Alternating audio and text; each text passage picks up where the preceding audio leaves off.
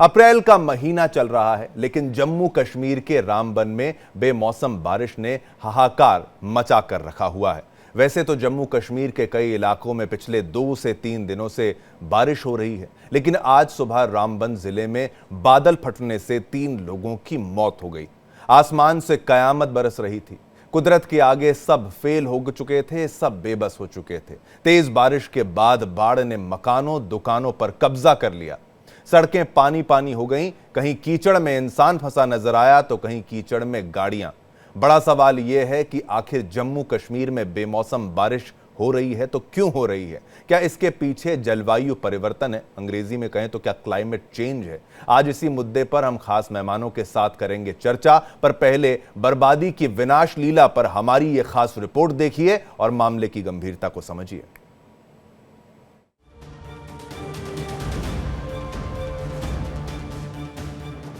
जलवायु परिवर्तन का असर अब दुनिया भर में देखने को मिल रहा है। इस साल कई देशों ने बाढ़ और बारिश की तबाही झेली।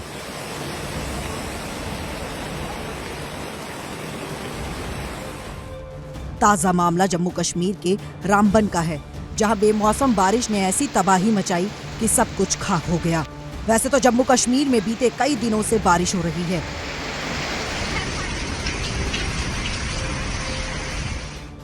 लेकिन रामबन जिले के सेरी बागना इलाके में रविवार सुबह बारिश के बाद बादल फटने से 3 लोगों की मौत हो गई।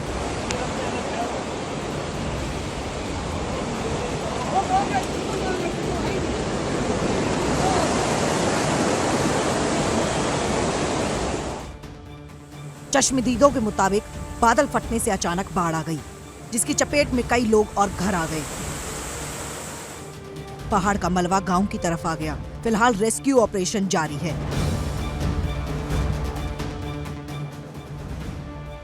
उधर रामबन जिले के बनिहाल इलाके में कई जगह लैंडस्लाइड होने से जम्मू कश्मीर नेशनल हाईवे बंद कर दिया गया, जिसमें सैकड़ों वाहन फंसे हुए हैं। किश्तवाड़ पद्दर मार्ग भी बंद है। यहाँ वाहनों की आवाजाही रोक दी गई है। लैंडस्लाइड के कुछ हाहाकार वीडियो सामने आए हैं, जिसमें पहाड़ से मलबा गिरते हुए देखा जा सकता है। कुछ इलाकों में पहाड़ का मलबा सड़कों और रिहायशी इलाकों तक पहुँच गया। एक वीडियो में 3-4 टैंकर और कुछ अन्य गाड़ियां मलबे में पूरी तरह दबी हुई दिख रही हैं।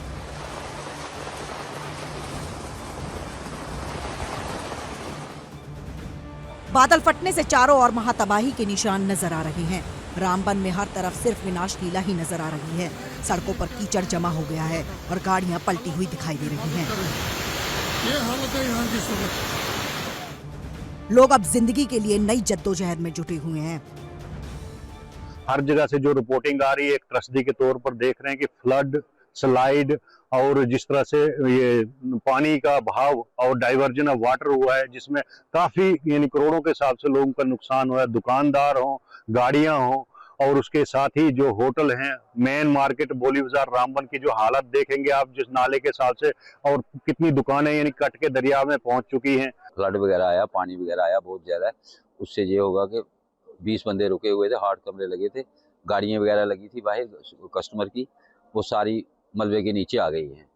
बाकी होटल का भी काफी सारा बहुत ज्यादा नुकसान हो गया है। कभी ये शहर भी गुलजार हुआ करता था, लेकिन आज यहाँ सिर्फ और सिर्फ मिट्टी का राज है।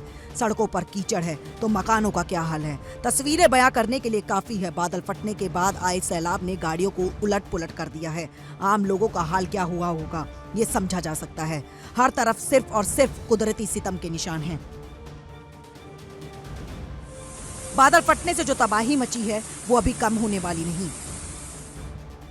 क्योंकि मौसम विभाग के मुताबिक प्रदेश में अगले 2-3 दिन तेज बारिश का सिलसिला जारी रह सकता है। रामबन, उधमपुर, पुंछ और बारामूला जिलों में अलर्ट है। यहां लोगों को सतर्कता बरतने की सलाह दी गई है। वहीं जम्मू कश्मीर के मुख्यमंत्री उमर अब्दुल्ला स्थानीय प्रशासन के संपर्क में हैं, ताकि राहत और बचाव कार्यों को तुरंत अंजाम दिया जा सके। Bureau report, India daily. तो आपने देखा किस तरीके से वहां पर तबाही मची हुई है और इंसान को कोई राहत नहीं है और कुदरत के आगे हर कोई बेबस नजर आता है। शुरुआत में मैंने कह दिया कि इंसान कितना भी आगे बढ़ जाए, लेकिन कुदरत की शक्ति का अंदाजा लगा पाना लगभग नामुमकिन होता है। चलिए, हमारे साथ एक्सपर्ट्स भी हैं। इसी के लिए जानकारी देने के लिए मैं स्वागत करना चाहूंगा और सभी से उनकी राय लेना चाहूँगा। रमन सैनी हमारे संवाददाता जम्मू से जुड़ चुके हैं, हमारे साथ साथ कृष्णा मित्रो जी हैं, एक्सपर्ट हैं आपदा प्रबंधन के। आपका धन्यवाद, आपने समय निकाला। और सबसे ज़रूरी है कि हमारा मुद्दा ये भी कि आनंद शर्मा जी भी हमारे साथ हैं, एडीजी IMD यानी कि मौसम विभाग की तरफ से भी वो अपनी बात को रखेंगे। रमन सैनी, सबसे पहले मैं आप पर आना चाहूँगा। पूरे इस त्रासदी को, इस हादसे को समझाते हुए किस तरीके से वहाँ पर ये बेबस कर दिया लोगों को, लोगों की जान चली गई, क्या हुआ था एग्जैक्टली रमन? जी हाँ, बिल्कुल। देखिए, कुदरत की मार जो है वो रामबन डिस्ट्रिक्ट के ऊपर जो है वो पड़ी है, और जिस तरीके से अचानक रात में बादल फटा है और बादल फटने के बाद उस पूरे इलाके में तबाही की तस्वीरें जो हैं वो देखने को मिल रही हैं। हालांकि जम्मू कश्मीर का ये इलाका जो है ये पहाड़ी इलाका है, और पहाड़ों पर जब बारिश बहुत ज़्यादा होती है या बादल फटती है तो वहाँ पर पानी ठहरता नहीं है, बल्कि तेज वेग से बहता हुआ बर्बादी के निशान छोड़ता हुआ आगे नीचे नालों की तरफ या फिर नदी की तरफ जो जाकर मुड़ जाता है। तो जिस तरीके से ये बादल फटा है और यहाँ पर तबाही की तस्वीरें देखने को मिली हैं, खासतौर पर रामबन डिस्ट्रिक्ट के अंदर, चाहे वो सेरी का इलाका हो, चाहे वो रामबन टाउन का इलाका हो, चाहे वो जम्मू श्रीनगर राष्ट्रीय राजमार्ग यानी कि NH-44 का इलाका हो, इन सभी इलाकों में तबाही के मंजर देखने को मिल रहे हैं। और इस समय करीबन 3 लोगों की मौत जो है वो इस पूरे हादसे में, इस पूरे त्रासदी में हुई है, जिसमें 2 नाबालिग बच्चे और 1 व्यक्ति जो है उसकी जानकारी बताई जा रही है। 1 व्यक्ति जो है वो अभी मिसिंग है, जिसके बारे में कोई जानकारी निकलकर सामने नहीं आ पा रही है। इसी बीच में धर्मकुंड का जो इलाका है वहाँ 10 मकान पूरी तरीके से क्षतिग्रस्त हो गए हैं, और इसके साथ साथ में अगर हम देखेंगे तो करीबन 30 से 35 घर जो हैं वो पार्शली डैमेज हो गए हैं, यानी कि अब वो रहने लायक नहीं रह गए हैं। इसीलिए जैसे ही सूरज की पहली किरण वहाँ पर होती है, रेस्क्यू टीम जो है वहाँ पर भेजा जाता है, और रेस्क्यू टीम जो है वो पूरे इलाके से वहाँ पर उन लोगों को रेस्क्यू करवाती है जहाँ पर जो लोग फंसे हुए थे। करीबन 100 से ज़्यादा लोगों को वहाँ से रेस्क्यू करवाया गया है, और रेस्क्यू करवाने के बाद उनको सुरक्षित स्थानों तक पहुँचाया गया है ताकि वहाँ पर उनको खाना पीना और रहने का इंतजाम जो है वो किया जा सके। इसके साथ साथ में सेरी का इलाका देखें तो वहाँ पर भी भारी तबाही जो है वो देखने को मिली है। साथ ही साथ में जम्मू श्रीनगर राष्ट्रीय राजमार्ग जो बनिहाल से लेकर और रामबन के बीच में करीबन 35-38 किलोमीटर का ये जो पूरा एक स्ट्रेच है जहाँ पर इस समय 4 लेनिंग का काम चल रहा है, यहाँ पर भी एक बड़ी मार जो है वो कुदरत की झेलने को कुदरत की जो है वो मार देखने को मिली है। क्योंकि जिस तरीके से वहाँ पर ट्रक खड़े थे, टैंकर खड़े थे, गाड़ियाँ खड़ी थी, और पहाड़ों से जब तेज बारिश के चलते जो मलबा उतरकर ऊपर से नीचे की तरफ आया है तो तबाही जो है उसने अपने साथ लेकर आई है। कई गाड़ियां जो हैं इस समय फंसी पड़ी हुई हैं, लगभग पूरी गाड़ियां अगर आप तस्वीरों में देखेंगे तो मलबे में फंस चुकी हैं। जम्मू श्रीनगर राष्ट्रीय राजमार्ग को रात से ही बंद कर दिया गया था। हालांकि IMD की तरफ से 3 दिन पहले ही ये जो है वो अंदेशा जताया गया था कि जम्मू कश्मीर के अंदर मौसम खराब हो सकता है और यहाँ पर हालात जो है वो बद से बदतर हो सकते हैं, और वैसा ही होता हुआ दिखाई दिया। प्रशासन ने फिलहाल वहाँ पर जो है वो पूरा मोर्चा संभाल लिया है और राहत और बचाव का काम जो है वहाँ पर बड़े पैमाने पर शुरू कर दिया गया है। ठीक है रमन, बहुत बहुत धन्यवाद। हम जिस तरीके से पूरी जानकारी को हमारे सामने साझा यहाँ पर किया, तो वहाँ जिस तरीके से आप हमारे साथ रहिए, मैं आपको ये बताऊं कि जिस तरीके से हम वहाँ पर दृश्य जो देख पा रहे हैं कि भाई पत्थरों के साथ साथ और मलबे के साथ साथ वहाँ पर ट्रक भी जो हैं, गाड़ियाँ भी जो हैं, वो भी वहाँ पर फंसी हुई नजर आपको आई थी। अब ये देखिए, हम एक्सपर्ट से पूछना चाहेंगे, कृष्णा मित्रो जी भी हमारे साथ इस वक्त मौजूद हैं, आपसे भी मैं ये पूछना चाहूँगा, इस आपदा में सबसे पहले क्या किया जाना चाहिए? ऐसी आपदाओं को पहले मैनेज कैसे किया जाता है? इसके कारणों की जानकारी तो हम लेंगे ही लेंगे, लेकिन ऐसी आपदा में सबसे पहले क्या प्रोटोकॉल रहता है? लोगों को बचाने का तरीका अगर हो तो क्या रहेगा? जो रेस्क्यू टीम होती है उनका सबसे पहला काम ये होता है जान माल को बचाना। अब जो प्रॉपर्टीज वगैरह डैमेज हो जाती हैं या पहाड़ जहाँ जब डैमेज हो जाते हैं उसका तो इतना अभी कुछ नहीं कर सकते, लेकिन जो लोग बाढ़ से इफेक्ट हुए हैं, जो कि बह रहे हैं या बह चुके हैं, उनको जहाँ तक हो सके रेस्क्यू करना है। दूसरा, जो बचे हुए लोग हैं उनको ऐसी सुरक्षित ऊंचाई वाली जगह पे ले जाते हैं जहाँ पे कि उनको थोड़ी देर रोक के उसके बाद रेस्क्यू कैंप में ट्रांसफर किया जा सके। तो सबसे बड़ा काम उनका होता है जान बचाना। इंसान की जान सबसे ज़्यादा कीमती है, और उसके बाद अगर कोई हो सके तो उनके घर या बिल्डिंग या उनकी बिलोंगिंग्स जो होती हैं, घर में जो सामान होता है उसका बचाना, लेकिन वो दूसरी प्रायोरिटी होती है, सेकंड प्रायोरिटी। जी बिल्कुल। तो सबसे पहले आप कह रहे हैं कि लोगों को बचाना, उसके बाद जान माल की हिफाजत करना, तो ये प्रायोरिटी लिस्ट में सबसे पहले इंसान को, बिल्कुल ठीक यहाँ पर। लेकिन चलिए आनंद जी, मैं आप पर आना चाहूँगा कि भाई यहाँ पर क्या सबसे पहले किया जाना चाहिए था। वो मैंने इसलिए पूछा ताकि लोग समझें कि भाई इस स्थिति पर क्या किया जा रहा होगा, एक एक्सपर्ट ज़्यादा बेहतर समझता है। लेकिन आनंद शर्मा जी, रामबन के बारे में समझाते हुए वहाँ पर आए दिन कभी बादल फटने की बात सामने आना, कभी वहाँ पर बाढ़, फ्लैश फ्लड्स, एक पहाड़ी इलाका होने के साथ साथ, और वहाँ पर डेवलपमेंट का काम भी चल रहा है, वहाँ उन्नति का काम भी चल रहा है, सड़कें बनाई जा रही हैं, लोगों के लिए घर, अगर इस तरीके से डेवलपमेंट हो रहा है तो क्या चीज़ वो है जिसको लोग नहीं समझ पा रहे हैं? क्यों बार बार एक ही लोकेशन पर अगर ये सब होता है तो क्यों होता है? क्या इसको हम प्रिडिक्ट कर सकते हैं, पैटर्न को समझ सकते हैं ताकि आगे कोई ऐसा हादसा ना हो, लोग ना मरे? जी देखिए, ये जो समय जो भारी वर्षा हुई, करीब करीब 9 सेंटीमीटर जो है वो आपके बनिहाल में भी है और गोविंदपुरा में भी है, यानी कि जो रामबन का डिस्ट्रिक्ट है। और इसका मुख्य कारण इसके पीछे था पश्चिमी विक्षोभ, जो काफी एक्टिव था और उसको मौसम विभाग ने 3 दिन पहले ही सचेत कर दिया था। भारी वर्षा की चेतावनी भी लगाई गई थी और लैंडस्लाइड होंगे ये भी बताया गया था। दूसरी बात, ये कोई क्लाउड बस्ट नहीं था, क्योंकि क्लाउड बस्ट की डेफिनेशन है 10 सेंटीमीटर बारिश 1 घंटे में होना, जबकि यहाँ टोटल रेनफॉल 24 घंटे के अंदर 9 सेंटीमीटर हुई है, यानी कि 92 मिलीमीटर के लगभग, और 1 घंटे में 6 सेंटीमीटर। मतलब 6 सेंटीमीटर भी जो है काफी वर्षा होती है। जब 6 सेंटीमीटर वर्षा एक पहाड़ी इलाके में, और खासकर ऐसा इलाका जहां आप कह रहे हैं कि डेवलपमेंट के कार्य चल रहे हैं, जहां पे कंस्ट्रक्शन चल रही है, तो डेफिनेटली आपने पहाड़ों को डिस्टर्ब किया, वेजिटेशन भी काटी होगी, अपने पेड़ भी काटे होंगे, आपने डायनामाइट भी लगाया होगा, तो ये सब चीजें हैं। ऊपर से साथ साथ क्या देखने आया, आप जो दुकानें देख रहे हैं, आप सब जो घर आजकल क्या है, फ्लड प्लेन में बन रहे हैं, लोग नाले के अंदर घुस के मकान दुकानें बना ले रहे हैं, बिल्कुल, क्योंकि एनक्रोचमेंट कर ले रहे हैं वो, और सरकारें भी उसको रोक नहीं रही है।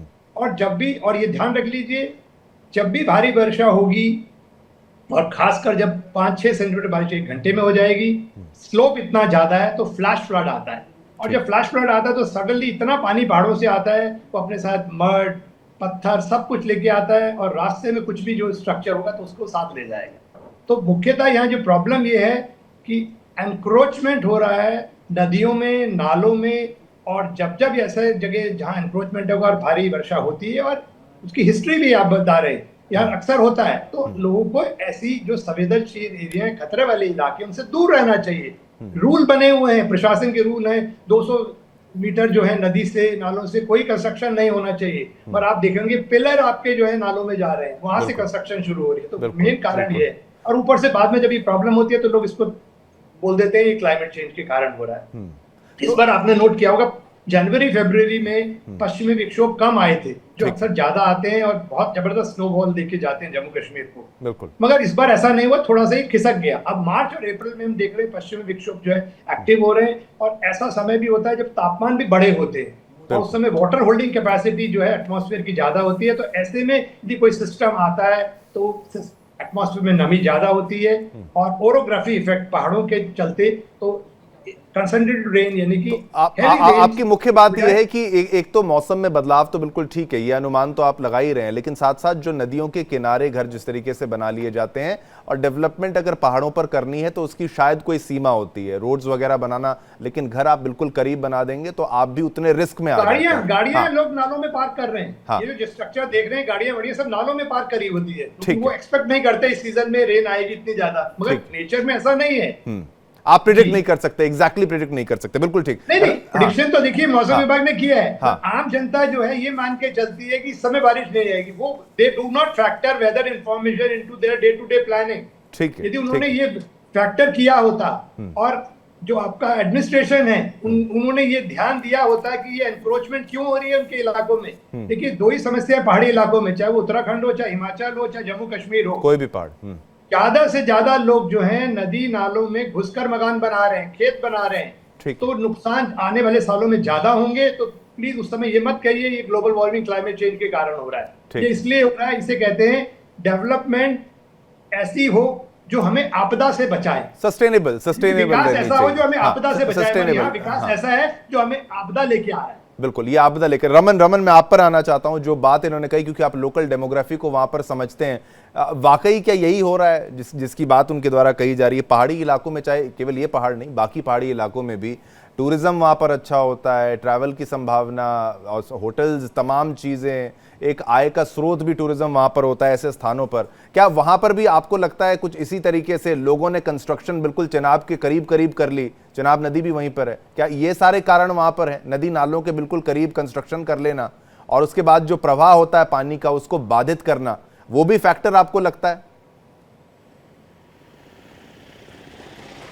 देखिए, ये खाली जम्मू कश्मीर में नहीं बल्कि पूरे उत्तर भारत में जहाँ जहाँ पर पहाड़ी इलाके हैं, हर जगह पर आपको ये कमावेश स्थिति देखने को मिलेगी। चाहे हिमाचल का कुल्लू का इलाका हो, हमने पिछले साल देखा जो विनाशकाली बाढ़ आई जिसमें हमने गाड़ियों के बहते हुए सैलाब को तो देखा, तो आप समझिए कि वहाँ पर पार्किंग एरिया जो है वो नदी के बीच में बना लिया गया था और जब बाढ़ आई तो वो पूरी तरीके से गाड़ियाँ जो हैं वो पूरी तरीके से बहती हुई नजर आई। उसके साथ में अगर जम्मू के इलाके में देखेंगे तो जम्मू में भी नदी के किनारे, चाहे तवी नदी हो चाहे चिनाब दरिया हो, यहाँ पर एनक्रोचमेंट जरूर होती है और एनक्रोचमेंट में कहीं ना कहीं एक सरकारी विभाग भी जो है उनके साथ मिलकर पैसा लेकर उस एनक्रोचमेंट को बढ़ावा देता है। यही सवाल जो है वो कई बार खड़े होते हैं कि आखिरकार क्यों अपनी जान जोखिम में डालकर ऐसी जगह पर मकान बनाए जाते हैं जहां पर कभी पर कोई कुदरत का कहर जो है कभी भी ढह सकता है। और निश्चित रूप में जो रामबन का इलाका हुआ है, चाहे वो जिस इलाके के धर्मकुंड के अंदर जो ये हुआ है वो भी नदी, वो नाले के किनारे बसा हुआ है। जो तस्वीरें हम दिखा रहे हैं, जो दुकानें जमींदोज होती हुई नजर आ रही हैं, वो बिल्कुल नाले के किनारे बनी हुई दुकानें हैं जहां पर जब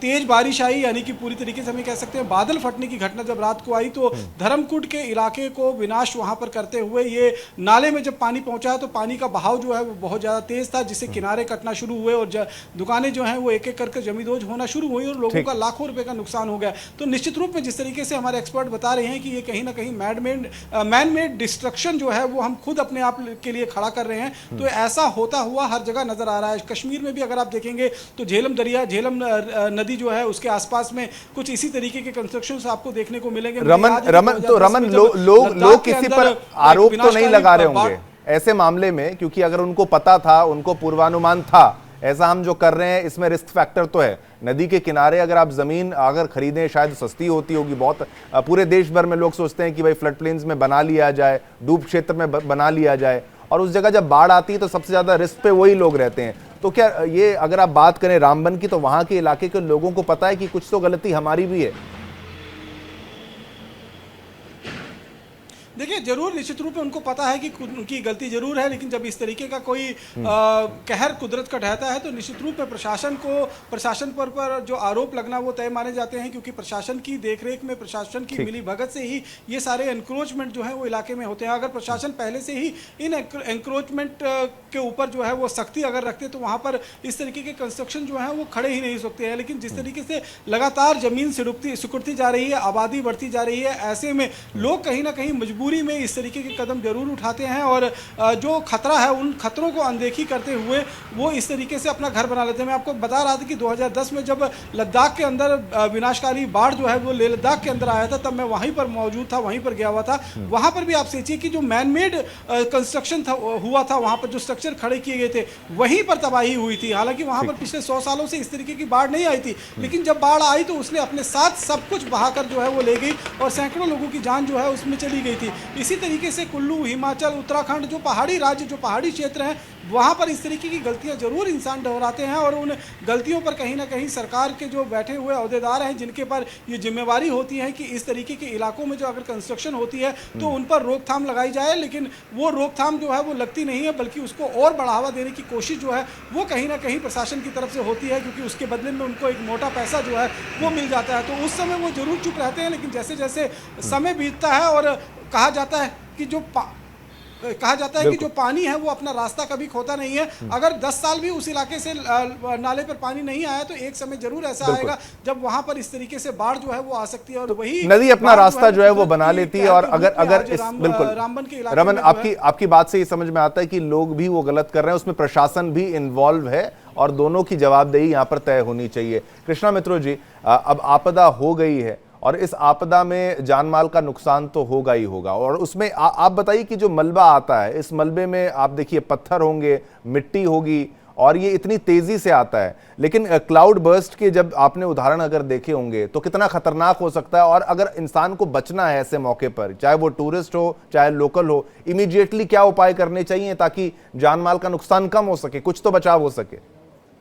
ये इंसान को बचने के लिए ऐसी सूरत में सिर्फ उनके पास ऑल्टरनेट ये है कि वो ऊंचे इलाके में जाए, क्योंकि पानी और मलबा और पत्थर जो बह के आते हैं ऊपर से ऊंची पहाड़ियों से, वो तो नीचे ही जाएंगे और उनको आप रोक नहीं सकते। अपने आप के बचाव के लिए आप जितना ऊंचे से ऊंचा पहाड़ पे जा सके उतना चले जाएं पहाड़ के ऊपर, क्योंकि जो नदी के जो बैंक है, इमीडिएट एरिया है नदी के साथ साथ, वो भी कुछ देर के बाद टूट के गिर जाएगा, इसका अंदेशा होता है। तो इसलिए जो इंसान है वहां पे, उनको चाहिए कि जो घर है या जो उन्होंने अनऑथराइज्ड कंस्ट्रक्शन करके रखी है उसको छोड़ के आप पहाड़ी के ऊपर चले जाए जितना ऊंचा जा सके। इसके अलावा उस टाइम पे, उस वक्त इमीडिएट एक्शन जो है, इसके अलावा और कोई नहीं है, क्योंकि कहते हैं कि the best help is at the end of your arm and you are the end वो क्या कहते हैं उनको, जो आपदा में फंसते हैं लोग, वो फर्स्ट रिस्पॉन्डर होते हैं। ठीक है, ठीक है। रेस्क्यू टीम तो बाद में आएगी, पहले आपको अपनी जान बचानी है। पहले जान बचाइए, फिर अपनी माल बचाइए। और यहाँ पे जहाँ पे हम बार बार बात कर रहे हैं एनक्रोचमेंट्स की, मैं तो बार बार यही कहता हूँ कि एनक्रोचमेंट्स अंधाधुंध चल रही हैं, पहाड़ों में नहीं, प्लेन्स में भी। बिल्कुल, बिल्कुल। दिल्ली में नीचे जाए, साउथ इंडिया में जाए, कहीं भी जाए, जहां जहां नदियां हैं वो सस्ती जमीनों के चलते लोग वहां पर सोचते हैं कि शायद यहाँ पर सिर्फ नदियां नहीं, सिर्फ बिल्कुल, नदियां नहीं, आप मार्केट में देखिए। ठीक है, ठीक। पटरी तो खत्म हो गई आज, सड़कों में डबल ट्रिपल पार्किंग हो जाती है, बिल्कुल, सड़क भी नहीं रही, गाड़ी कहां चलेगी? बिल्कुल, बिल्कुल। एनक्रोचमेंट्स की ऐसी, वो मैं कहूंगा एनक्रोचमेंट्स का सैलाब आ गया है। तो ये मैनेजमेंट भी तो अब मुश्किल हो गई ना कृष्णा जी। मैं आता हूं उसी बात पे मैं आता हूं आपके लिए। हमारे जो रिस्पॉन्सिबल अथॉरिटीज हैं वो कुछ नहीं करते। ये माना गया है कि पुलिस वालों को जब कोई खबर आती है कि यहाँ पे दंगा हो रहा है, तो पुलिस वाले कहते हैं पहले दंगा हो जाने दो फिर हम जाएंगे, क्योंकि crime is not committed till the crime is committed. तो वो इंतजार करते हैं, पुलिस वाले भी इंतजार, हर लोग यही इंतजार करते हैं, एडमिनिस्ट्रेशन में यही इंतजार करते हैं कि इसको हो जाने दो पहले, फिर हम देखेंगे क्या करना है। मतलब हादसा हो जाए, हादसा हो जाए, हादसा हो जाने दो पहले। हाँ, और उसकी मैं तो कहूंगा कि सरकार जो है इसमें बिल्कुल सोई।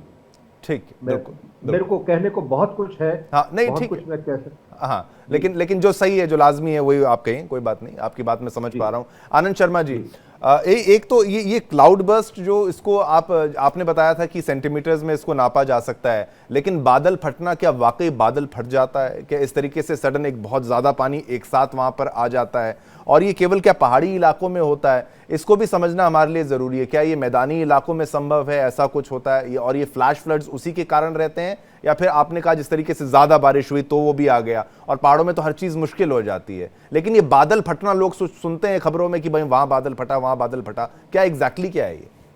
पहले तो देखिए, ये टर्म जो है ज्यादातर मीडिया इसको ज्यादा यूज कर रहा है, या लोकल्स, क्योंकि जब मैंने आपको कहा कि बार बार इसमें जितने भी एक्सपर्ट आपके बाकी आ रहे हैं सारे बोल रहे हैं क्लाउड बर्स्ट हुआ, जबकि मौसम विभाग कह रहा है ये क्लाउड बर्स्ट नहीं है, ये हैवी रेन है। 9 सेंटीमीटर बारिश हुई है, रिकॉर्ड की गई है जो, और जो 1 घंटे में 10 सेंटीमीटर बारिश जब होती है तो उसको क्लाउड बर्स्ट कहा जाता है।